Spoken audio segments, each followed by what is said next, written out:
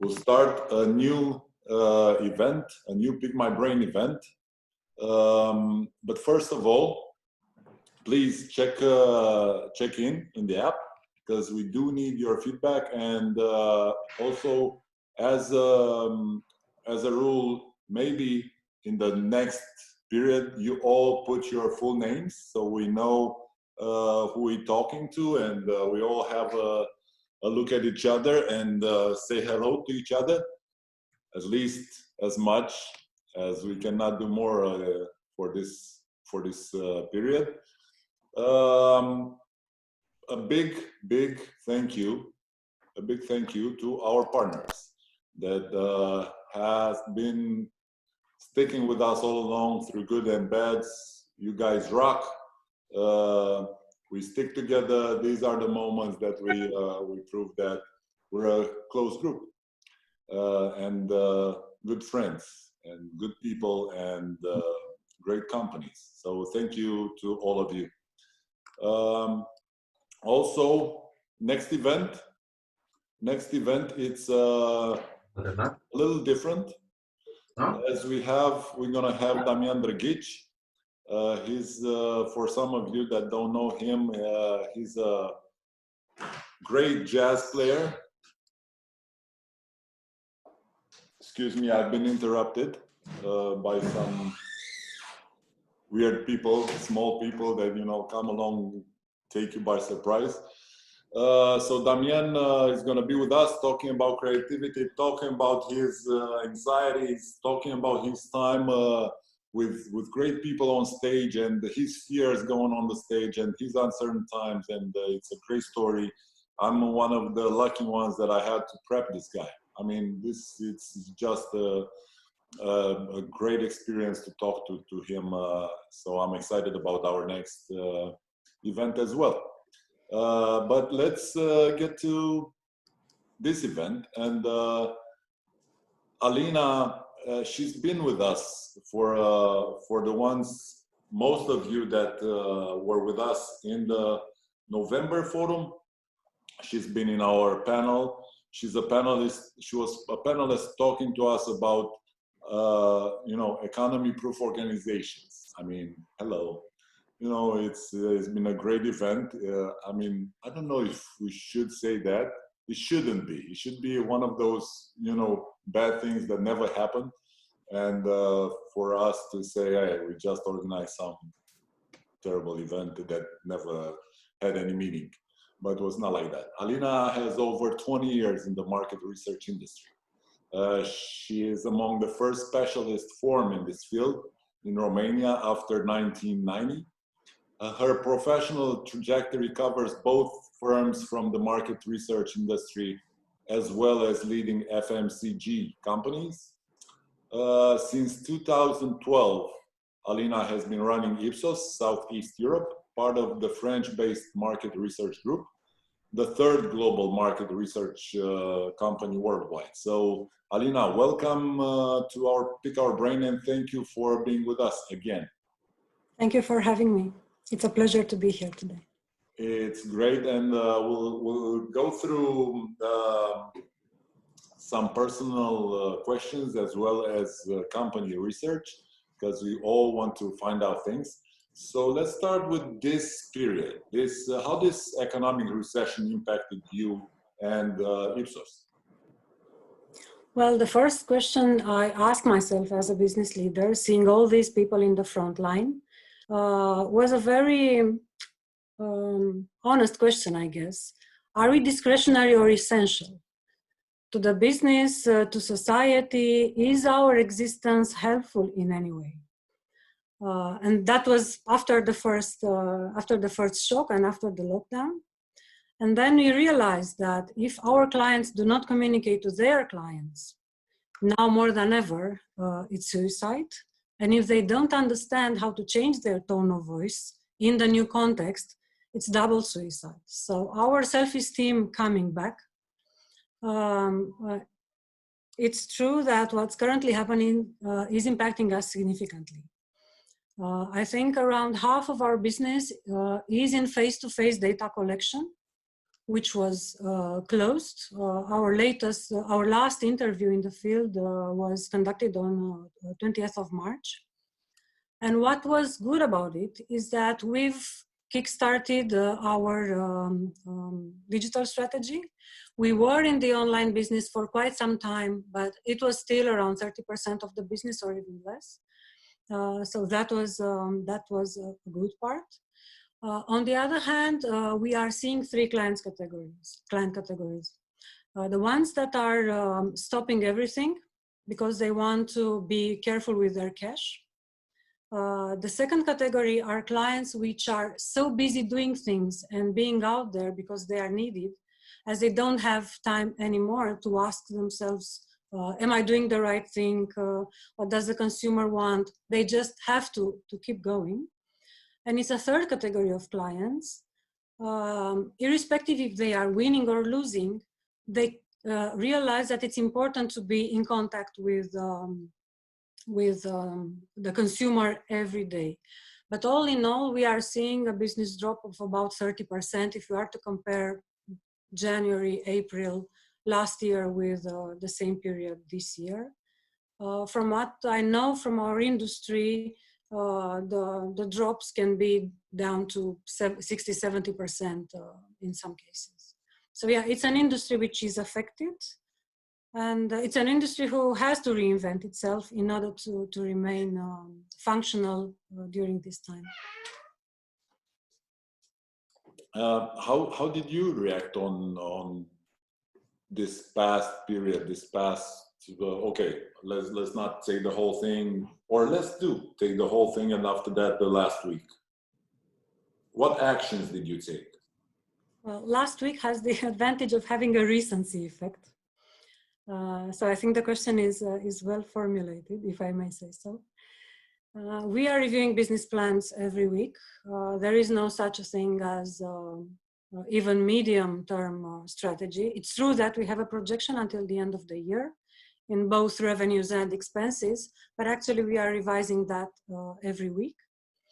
One of the biggest challenges was to keep in contact with clients and colleagues. With clients on one hand, because there is a mass of online communication and emails, and we didn't want to add to that. So we try to use different channels in order to reach our clients in a way that it's not spam, or that it's not burdening their inboxes, which are already heavy loaded. We are doing webinars for clients. We upped up our social media communication. We are doing corporate communication more frequently than before. Whereas with employees, it's weekly communication with them, phone calls, every day checking their pulse. We are currently organizing what we call the vitality scanning. So an internal survey to check the pulse of our employees, both personally and in terms of the way they see the business going and their role in the further evolution, to keep them with us, and not only in terms of checking on their health and well-being and overall status, but making sure we take them with us along the way to the relaxation, let's put it this way. And one of the important questions we asked ourselves every week, and last week maybe even more, is the answer to the question, what do we want not to return to? Because everybody thinks that, okay, we are going back to the things we used to do and the person we used to be. But I think despite all the disadvantages, now we have the opportunity to ask ourselves, what from the past do we not want to have again in our lives, personally and professionally? And I think that for the business, it's a forced second curve, if I am to pick that famous line. We are forced to take the second curve now, even if we like it or not, or even if we were prepared for that or not. Okay. Now I mentioned you being part of our panel last forum, and you told us about the crisis in 2008. What did you use what learnings did you take from that and apply it now, or are there any that you did and you found out similarities, or you did take decisions based on your experience from the past one? Well, during the previous crisis, I was selling beer. I was working for Asahi Breweries. So I guess I was merrier than I'm now. But from that crisis and corroborating what happened then with what happens now, I think I can take three principles. 3+1, and I'm talking about the one in a minute. The first one is that self-pity doesn't work, because the first, maybe the first thing we feel tempted to do is, oh my, what do I do? The clients are not ordering so much as before. Consumers don't want to answer our questions. Are we really necessary to the greater good of the world? Whatever. So self-pity, no. Fear makes people, I think, stupid. When we fear a lot, our limbic brain takes over. So our rational brain is reduced to silence, and we don't want that because we need our brains to think. So we need to keep going, although every morning seems a little harder. Then we need to capture the signals from the market and adapt fast. And that is true irrespective of the industry. If we think that we know what's going on, we are probably not listening. The rate of change today is so substantial, and even though we may not see it immediately, it will undoubtedly affect us. So we have to keep our eyes and ears open. For example, with clients, a lesson we've learned is that this is no time for hunting. We think about selling everything in terms of hunters and gatherers. And historically, we at IPSOS were very much into the hunter paradigm, let's put it this way. And during this period, we realized that attracting new clients via cold calling or very rational business approaches doesn't work. So everything has to be done with empathy. And it's very difficult when people are afraid and when the focus is on the business at hand and on the immediacy of things. It's very difficult to lose, it's very easy to lose that empathy. We need to remember to use it in business, because it's very much needed. We need to adapt fast. One thing I've learned on my own skin, let's put it this way, is that we have no time or less time for corporate decision-making, the usual way. And one example here would be right after the lockdown, we thought about how can we contribute, because we work the same schedule we used to work. So it's very difficult for us to engage in any maybe volunteering or other activities. So using what we know best, how can we contribute? And we thought about organizing quantitative study to take the pulse of consumers. That was a red ocean.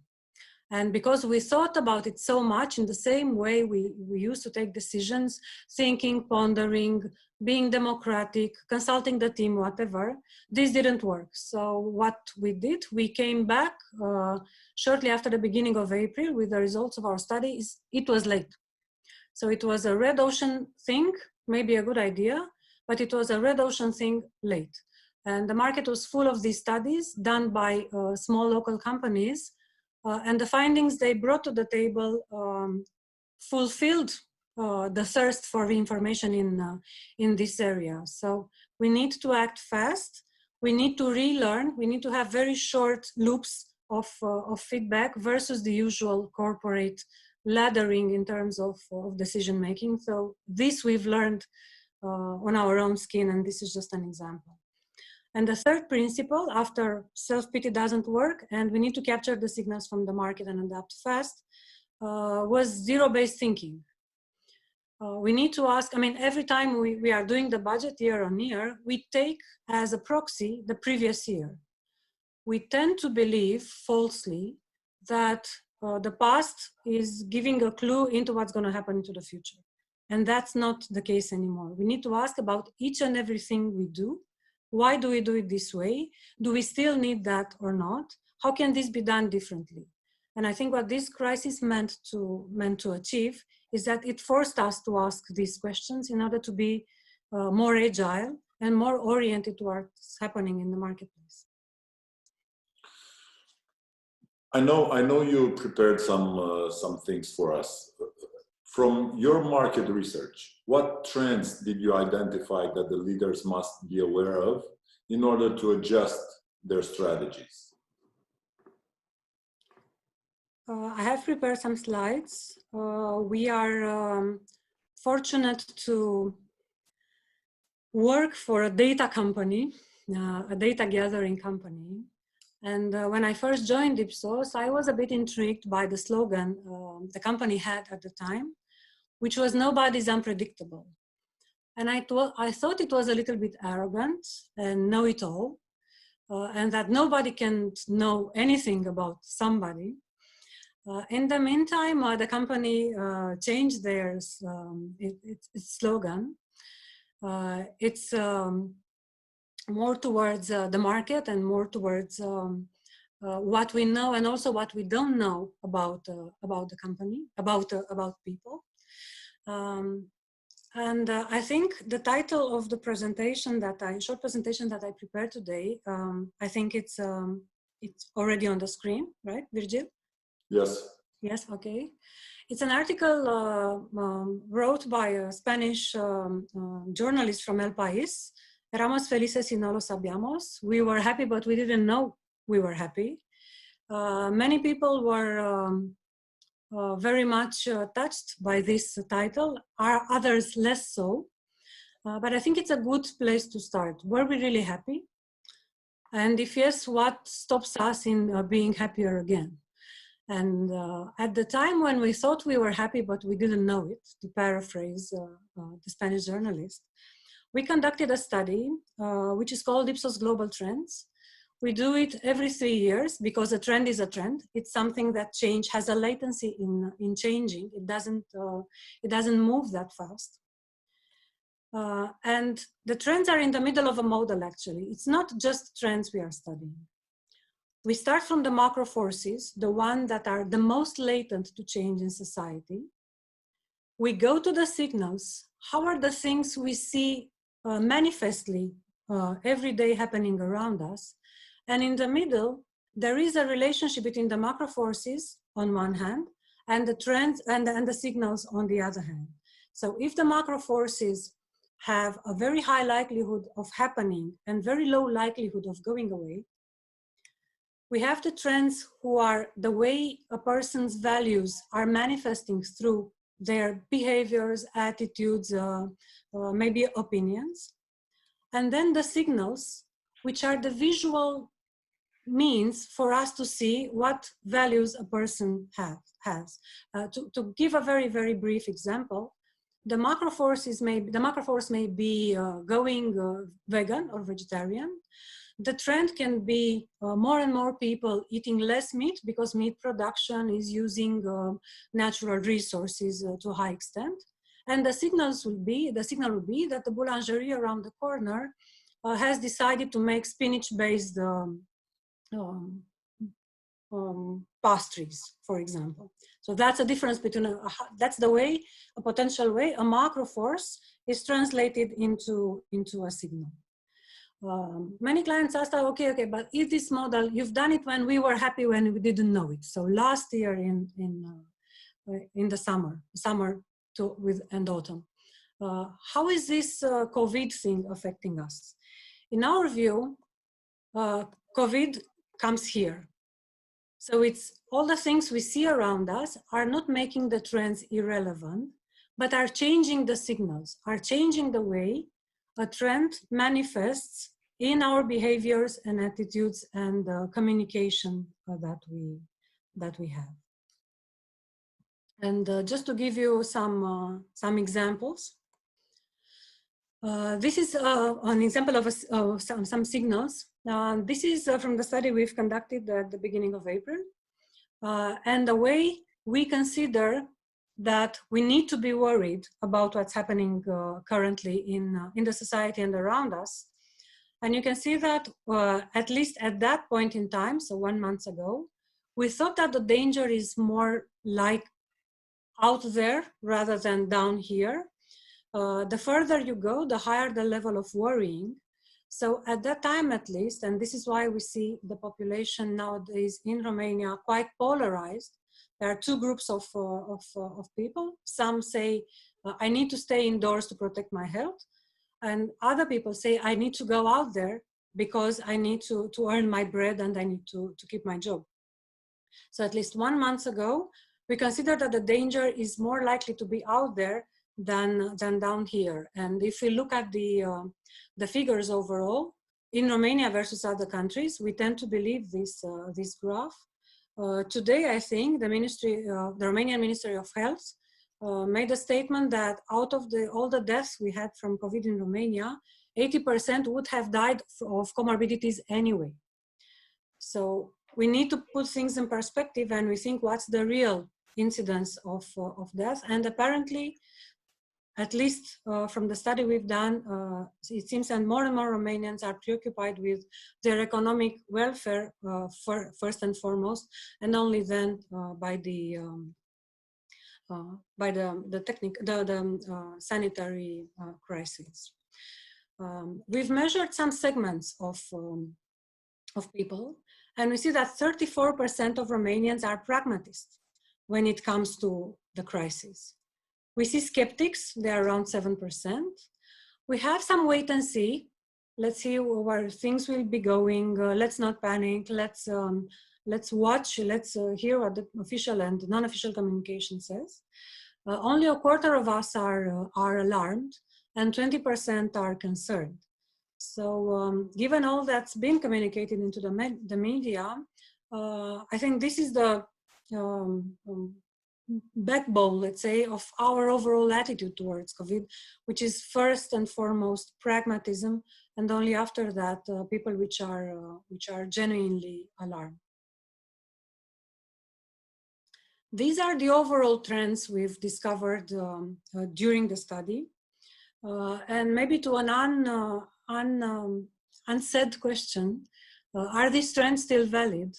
Look at the top 5. So it's climate emergency on the first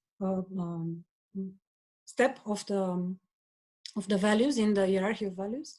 It's climate emergency, and there are many, many voices saying that the spread of COVID, the appearance and the spread of the new coronavirus was given to climate, was caused by climate mutations. We have trust in medicine, aspiring to health, and fear of the future in the top 5 values. They are still valid today as they were valid 4 or 5 months ago when we've done the study. But in Romania, things look a little bit different. And this is where the pragmatism enters the scene once more. You see on the left-hand side, the top 5 trends for Romania, for global. Climate emergency, trust in medicine, big tech, aspiring to health, and fear of the future. And for Romania, we see health, self-reliance, and individualism as making up to the top 5, although they are in top 15 in the global hierarchy. What does this mean? Health, self-reliance means that people do not trust the doctors fully. Dr. Google is here. The evaluation of their physicians, of their medical doctors, given grades on social media apps and or on medical apps. It's then the propensity to listen to word of mouth, alternative treatments, recommendations from relatives, and we see that health self-reliance is usually very high in countries where the trust in the overall public health system is lower. So we see here countries as India, Indonesia, Saudi Arabia, and at the totally opposite end, we see countries like Denmark, France, or Sweden, or Germany. Individualism as well. It's not that individualism which is manifested in the Protestant countries with self-reliance, self-assertion, individual responsibility, accountability. No, in Romania, it's the individualism of I know better, I can take it on my own, I can find a way, Trust me, I know better. So these kind of individual approaches and strategies to succeeding, and this leads me back to the pragmatism of even of approaching the current crisis. And there are a lot of anecdotes around what people are actually writing in that declaration of going out in the street, of all the creative ways they are using for doing this, although the regulations are very clear. That's that links both these trends: individualism and health self-reliance. I know better. I found a way. I have my means and in my own way. I do not want to insist on all the trends. It's quite a complex study, but these are 12 trends overall, going from climate antagonism, which involves, on one hand, climate advocates and those that are tired of environmentalism. Health appears twice, and it relates also to healthy eating, to trust in doctors, to immortality through science, the interest of the people worldwide in all the things related to aging. Brand authenticity is important, and we see that around us more and more. All the things that brands and companies did, and some of them were applauded and others were penalized by consumers. All the dilemmas related to the data and all the surveillance apps and even the Google mobility, all these kind of tracking apps that some scientists believe and social scientists believe they may alienate the population even further after the social distancing and the mistrust in actually meeting people we don't know. Question marks around globalization. I think we'll see a return back to the roots. And I'm giving one example. It's New Zealand. Lucky for them that they are, it's only water around them. And I think the closest piece of land is 3-4 hours in any direction you would take. But on the other hand, although the Prime Minister of New Zealand was praised for all the decisions that she took and all the public communication that she had, they have decisively said that they are closing their borders for 1 year.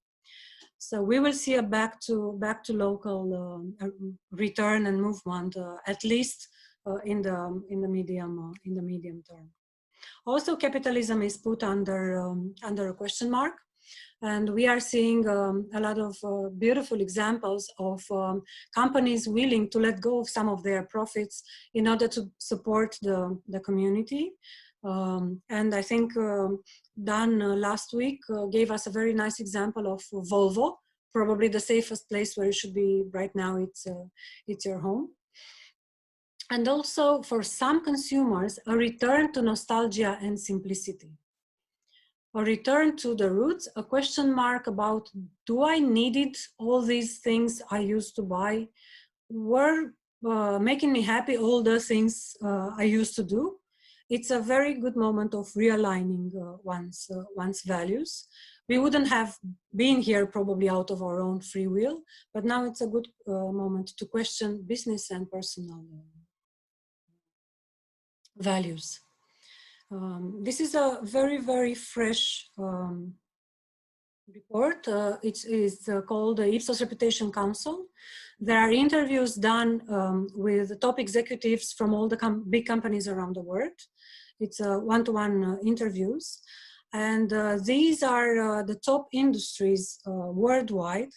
And what is their danger of their reputation being at stake nowadays?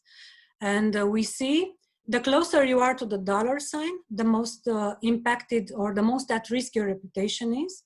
And we see here energy companies, we see here technology companies, and we see here big pharma. On the other end, here, you have tobacco.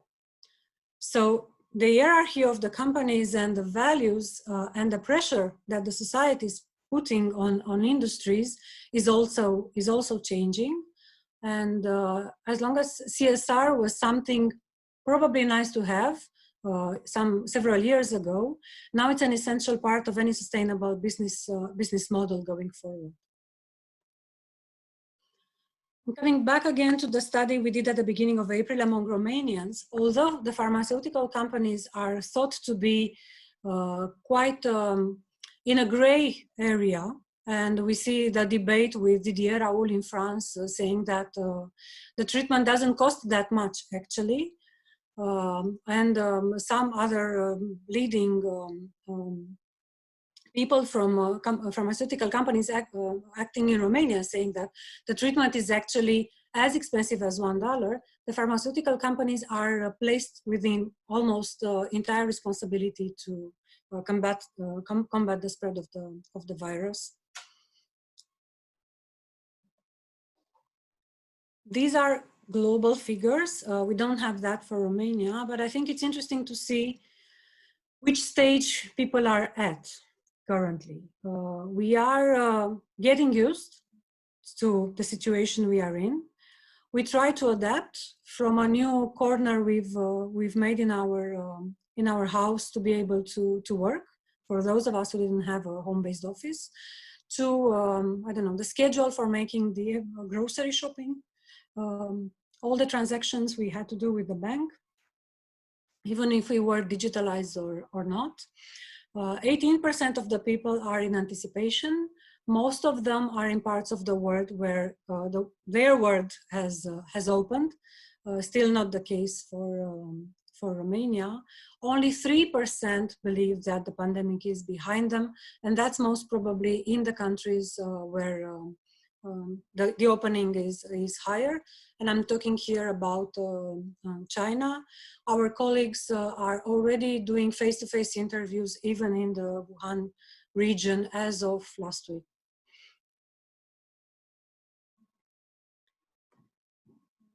Romania again. 1 month ago, 30% of Romanians thought that by summertime we will have the pandemic behind us. However, more than that, around 40% of Romanians would say that probably in the autumn, probably next year.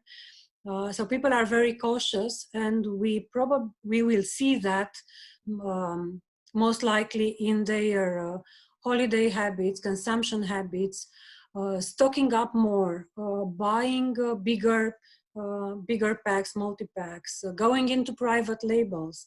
And that's a question for us as well as businesses. Are there cheaper options that deliver more or less the same thing? Because these consumers we see here, 13%, 12%, 14%, the ones that feel that the pandemic will not be over soon, might be less, might be lowering their expectations. So this is something we need to ask ourselves. Is there something else in the market that offers what I offer at a reasonable quality and for a lower price? If yes, how can I match that? If not, how can I showcase my added value so as for my offer to be worth the price? So all of us would need to ask these questions, because consumers, be they companies or consumers, be they companies or physical persons, will ask themselves this question and will act accordingly. I would not want to end on a negative note, though. This is a question we asked in the Global Trends study last autumn. The question was, I believe or not that all the medical conditions will be curable eventually, and Romania was on the 4th place among the 32 countries we assessed, saying yes. So that's a good thing. That fuels our optimism. That also fuels our individualism and health self-reliance, of course, because if COVID-19 is curable, then we can carry out our regular business, hoping for a good future. But all in all, I think what we currently see for 2-3 days already is that the country starts to open a little bit and very shyly, from I don't know, bookstores selling books over the counter just to keep themselves open, to all the services offered online, and all the apps that were launched during the past month. So we are quite an adaptable country and quite an optimistic one. And I think businesses should count on the pragmatism of consumers in order to keep going and make their new offer accepted by the new consumer. And last but not least, trends are here to stay. This is a graph from the UK. And you see on the diagonal with very light gray, the penetration of internet, which went up dramatically from 13% to 93%. And the horizontal lines showing that trends are immutable, or at least some of them, even the ones saying are feared that technical progress is destroying our lives. Apparently it was the same 20 years, it was felt the same 20 years ago and now. So individualism is here to stay, fear of the future as well, climate emergency as well. So we need to take all these into consideration in the way we design our brands, in the way we design our product services, and in the way we do our CSR. And that's a real challenge from now on. Thank you, Alina, for this presentation. The numbers are amazing. But given that, you said there are things that people not gonna go back to, and you told us here in this last slide a few of those things. What do you think you guys gonna go back to, or how you see the trends of this, work from home that it's been have to have in this period? How is gonna be the transition? We are planning for that.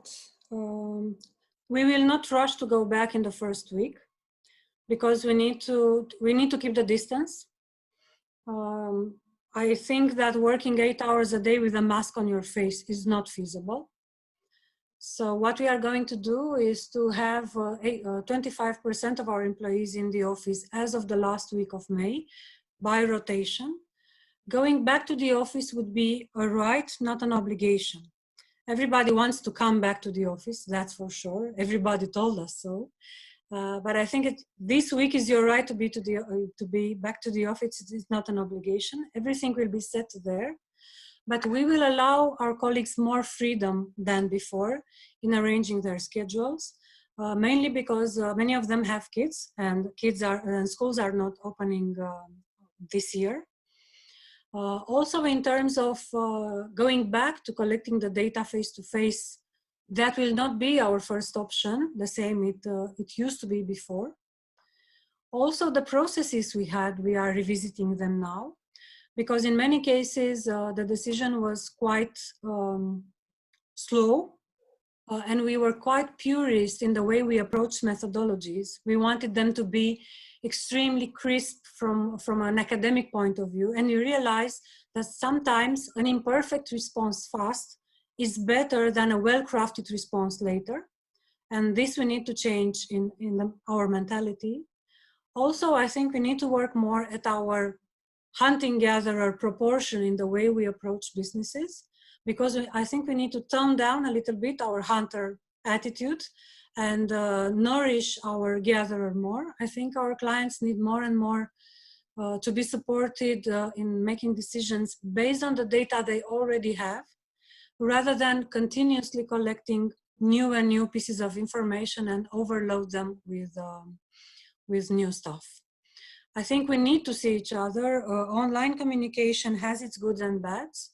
For example, 4 people writing to you at the same time on Skype, not knowing that you are already engaged in a different conversation, it's difficult to handle. If I was in my office and I was talking to someone, the other 3 would have seen this.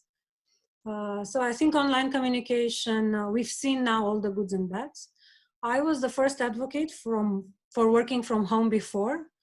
Not anymore. I realized that being present with people counts sometimes more than being efficient and being in your bubble and get work done.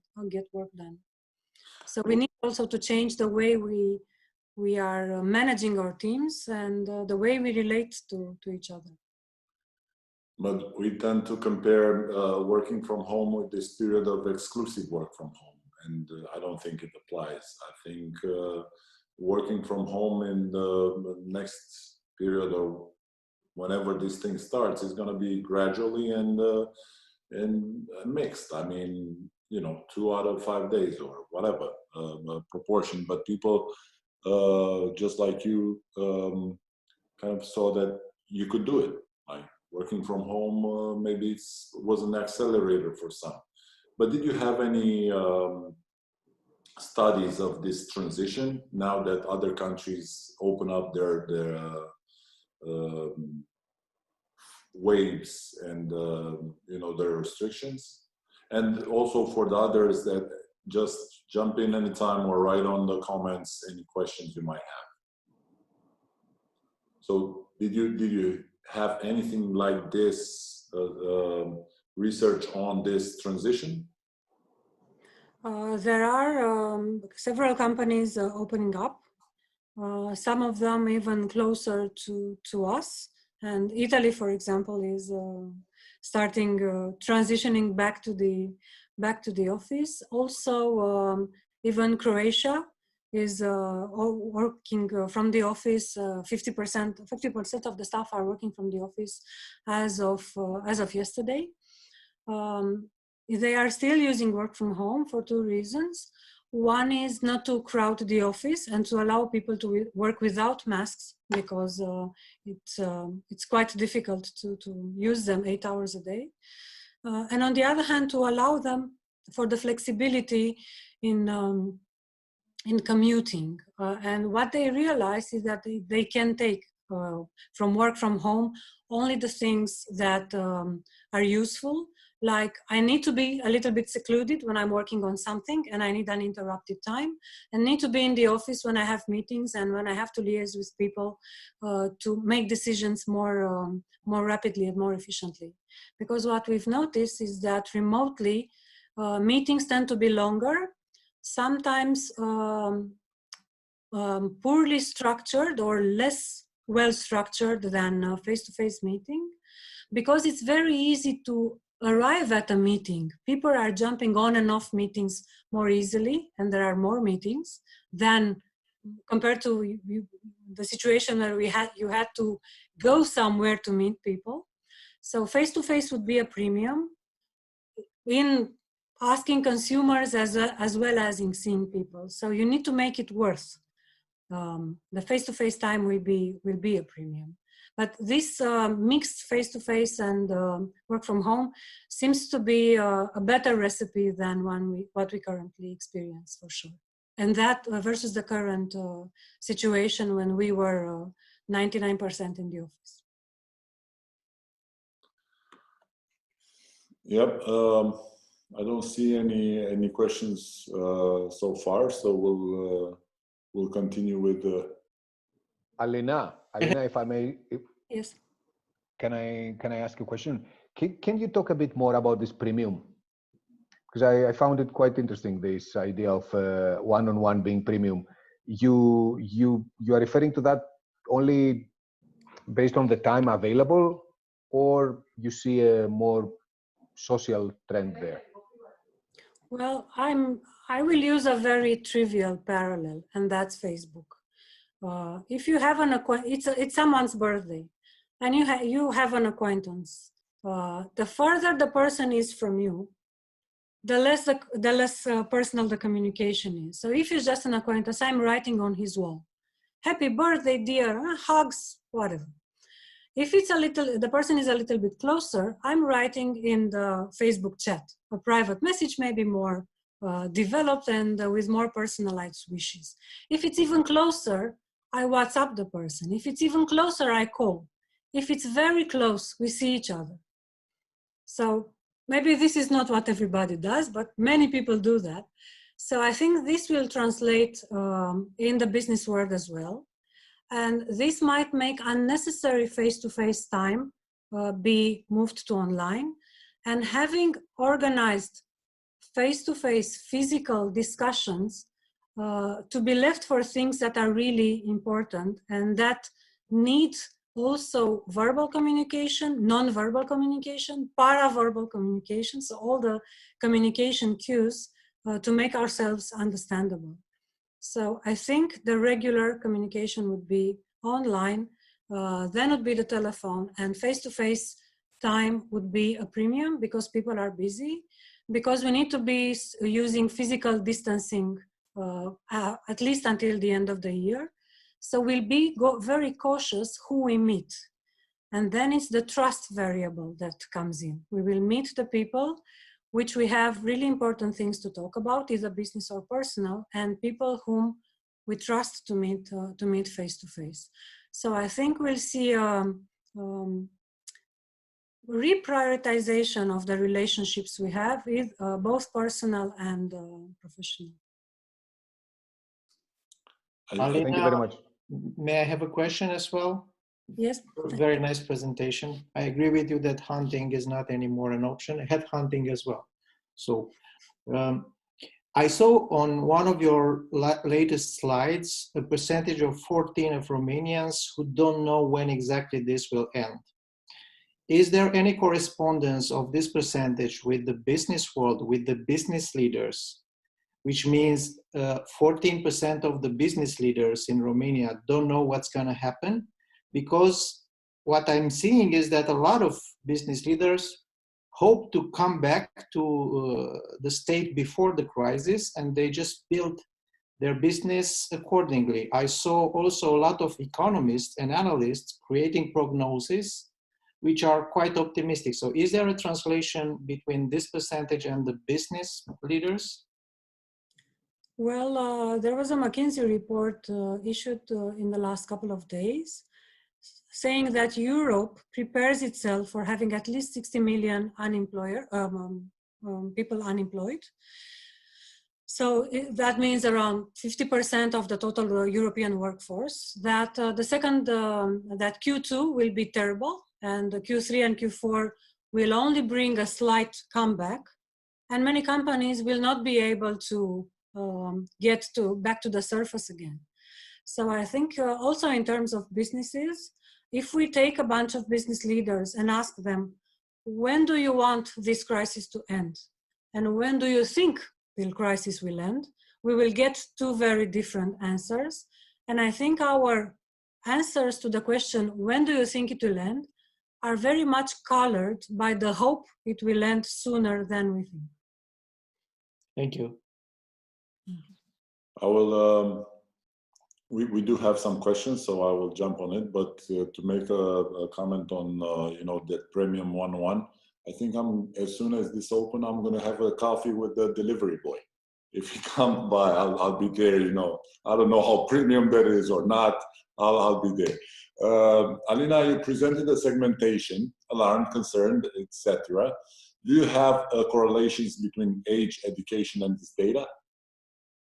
Like some people be more fearful than others, and based on age. I don't have it at hand, but I can share it afterwards because I don't want to speak from memory. Yes, we do have a demographic segmentation, which is quite detailed for each of the segments. Okay. From Janusz, do we expect Romanians to get more pragmatic in the sense of seeking even more individual solutions, individual escape, even free riding, or really looking for expertise given the uncertain times? You can see also those questions on the chat in case it helps you reading along with me. But we are built in a culture that doesn't see with very good eyes people who say don't know. I remember at the beginning of the 90s, the ones that are similar in age with me and can remember, There were interviews on the TV.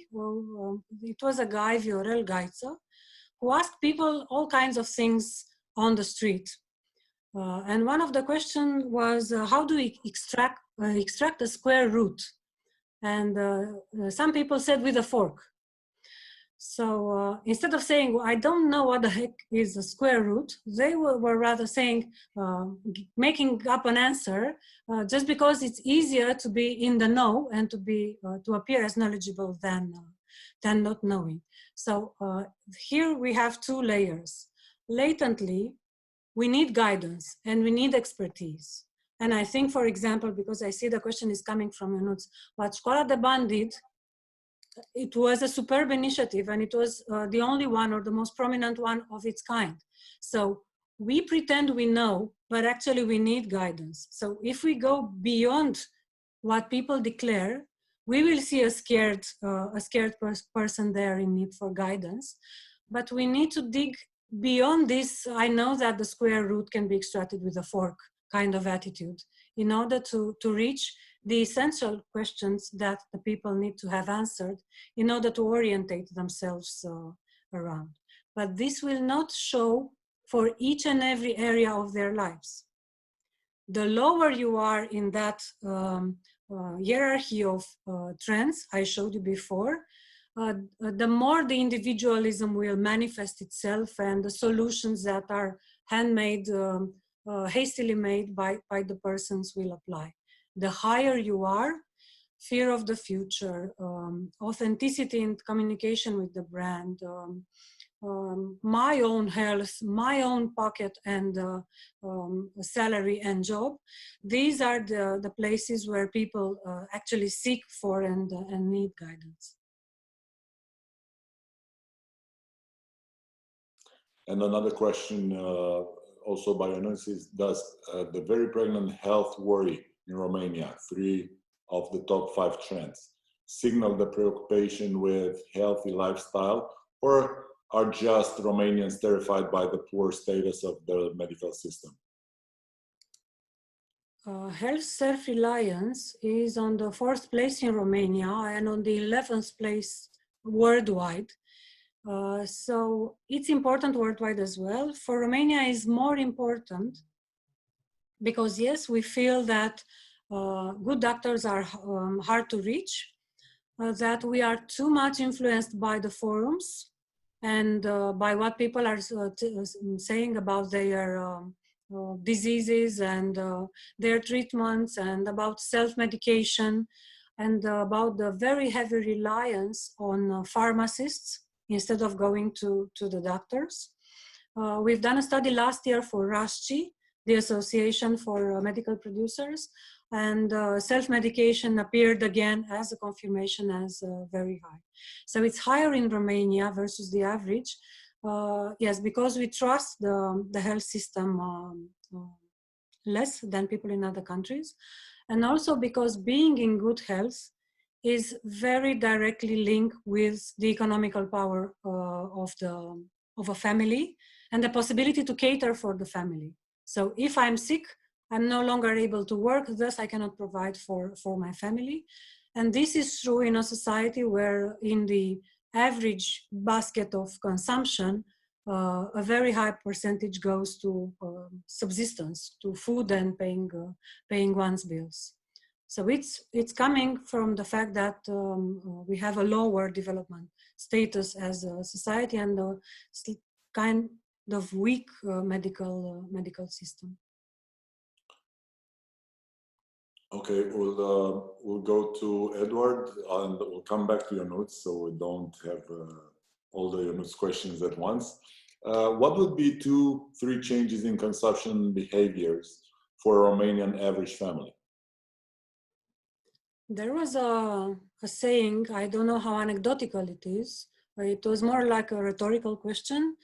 How come the economy is crumbling down when people only buy what's necessary, what they need? And there's a difference between buying what I need and buying what I want.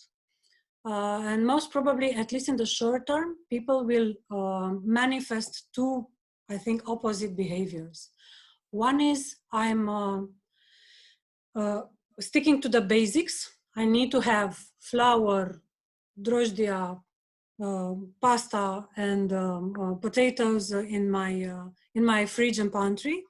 And on the other hand, because I'm giving up on a lot of things, I need to reward myself. So I'm ordering online clothes, books, all kinds of cosmetics and of self or at home cosmetic treatments and things like that. That is on the short term. On the medium term, I think people will start slowly revisiting what are they consuming in each category and what are the categories where they can go private label without suffering. It may be milk, going from a branded product to a store product. All the more that people start to find out who's making the private labels for certain retailers. And if the producer has a very good reputation, the private labels might be as well chosen over the branded ones. But that would be only category by category. So people will make an assessment, which categories I can go a step lower in terms of the brand premiumness, and which are the categories where I cannot afford to do that. But all the times, at least the way we Romanians are constructed, which is less tolerance to frustration, we will reward ourselves. For example, during the crisis in 2008, people were rewarding themselves with sweet snacks. So the sales of sweet snacks increased during that crisis, because that was one of the things which was not cheap, but we could afford to use to pamper ourselves, because we were so rational in other areas. So people will use the law of compensation in deciding which category they will make compromises on. Alina, may I Alina, have a question? if I may also add something, I also think that the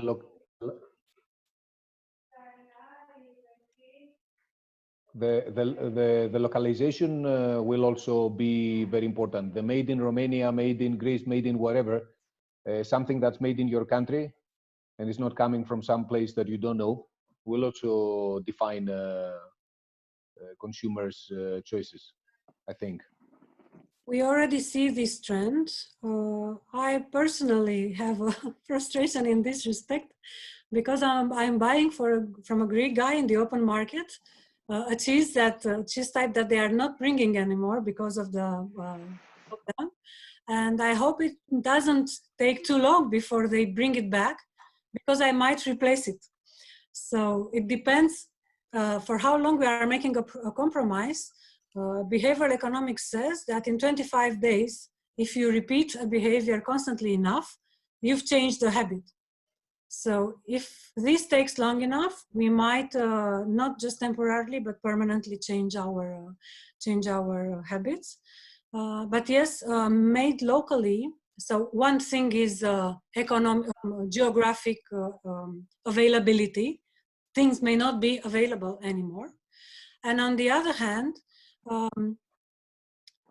people might feel responsible to contribute to the contribute socially to the local businesses and buy local just to support the local enterprises. So we might see a shift here.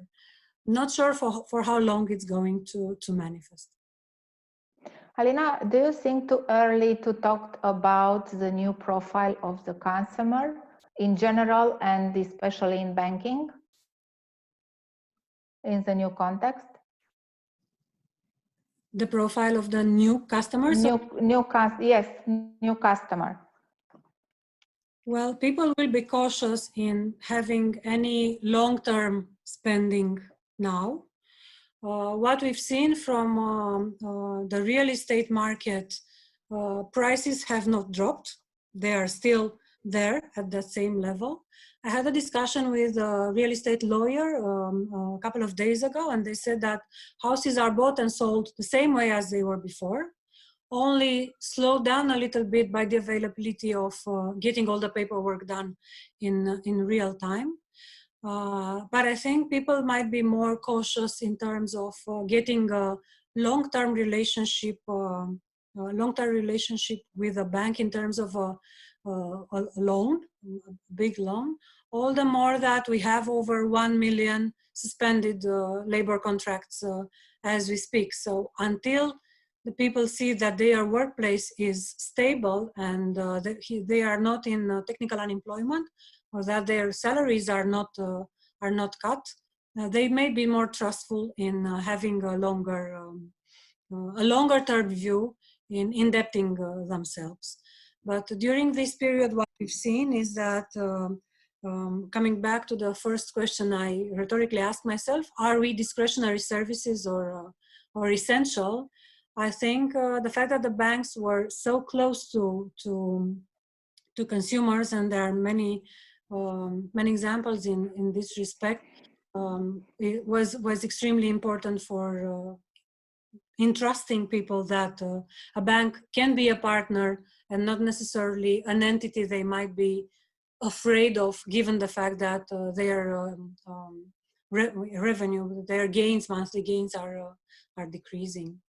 So I think not be necessarily new people that didn't have a relationship with the banks going to the banks, but that banks will preserve their customers, but their behavior will not be as openly and risk-oriented as it might be before, and we may see some cautiousness in the midterm. Thank you. Hi, Alina. Now a personal question to you. Are there things that you used to do prior to this situation and you've considered that they are crucial for your life, and now this whole situation may change your mind, and which are those things that you've changed? Thank you. Well, I think being also a licensed psychotherapist worked and helped me, as well as my family during this time. It's quite difficult to have to be 3 people in a house and each locked in a room and being in conferences. So my son is a student, and they have all sorts of tests and all sorts of online courses in the university right now. My husband is in the other room working. So first of all, it's tolerance with the private space, because I was an only child. I was used to having a lot of space just for me. So sharing space with other people, even dear ones, might prove a challenge. On the other hand, you realize that it was much easier before, because you came back home in the evening. There were a lot of things to talk about in 2 hours or 3 hours. And the question is, what remains to be said? After all these questions of how was your day, and did you buy bread, and all these kind of things are solved, there is still a lot of time to talk about the essential things. And I think that was the most important thing I discovered, that, and not only with my family, but also with my friends, that we have more time to talk about really important things beyond, I'm not so happy with my job, or what book have you read recently, or where are we going on vacation? This question is out the radar. We are not going anywhere. So I think social relationships have gained a lot. Who's your friend and who's not your friend is clearer now. How do people react when they are afraid? Showed up their personalities in a way that nothing else could have done before. And rather than pointing our fingers to people who are more afraid than us, which at the beginning I made the mistake to do, I'm in the pragmatic skeptic category, be it good or bad, I don't know. Developing more empathy and more understanding towards people who hold a different view than us, and not being intolerant because some other people may belong to other segments. I think it's what would make us grow more mature out of this crisis. That's my personal lesson out of this. And I think the class is not over. I mean, I still have things to learn from this.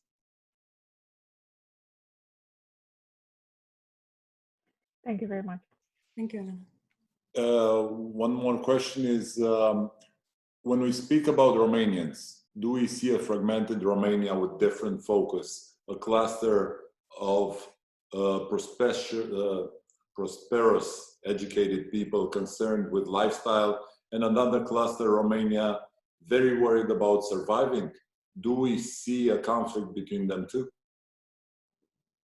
We see two groups of people, ones that are too afraid to even get out of the house once a week to do some shopping, although it's allowed. We see people who, and this happened to me yesterday in the pharmacy, there was a person at the counter, and I went in to ask if they have something as to know if I'm supposed to wait or not. And I was shouted saying I don't observe the social distance.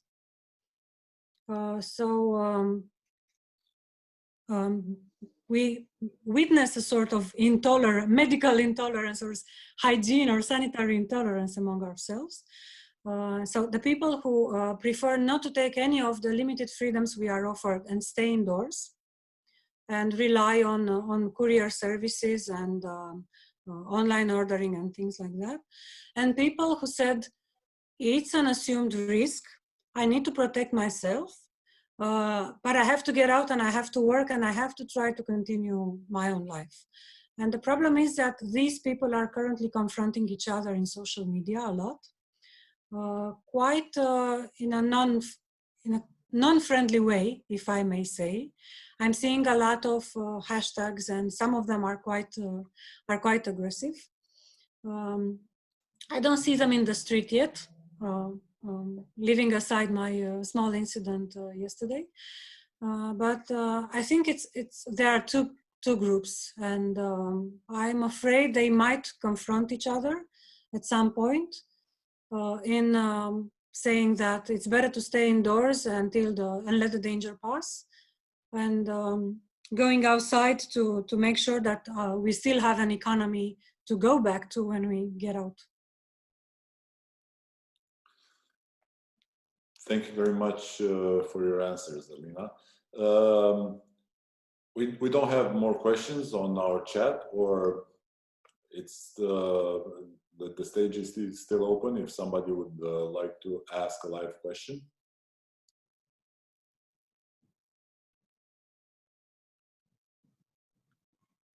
If not, thank you for this time that you gave us, for this presentation, for all the data that you've shown us.